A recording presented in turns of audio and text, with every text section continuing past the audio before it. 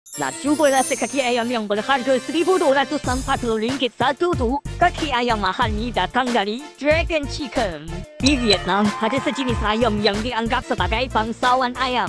Bahagian atasnya nampak sama je dengan ayam biasa. Kata orang, cantik tu pada peha. Terus tengok ke bawah. Apa? Kawan ayam dengan Godzilla ke? Kaki ayam Dragon Chicken ni kuat gila.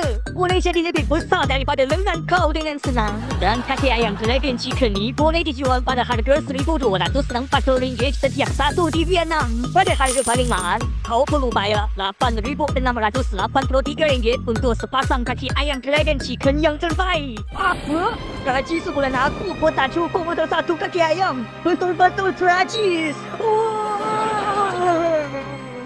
Mampu makan tu biasa je. Dragon Chicken adalah makanan mewah yang hanya disediakan untuk keluarga diraja Vietnam pada zaman dahulu. Bahkan sekarang, ia masih antara ayam paling mahal di dunia. China dah bawa masuk Dragon Chicken. Tapi walaupun Dragon Chicken dari China, harga untuk satu pun nak 700 hingga 800. Tapi kau boleh hantar video tu kat dia dan cakap, tak nak hadiah tahun ni, cuma nak Dragon Chicken je. Kaki ayam.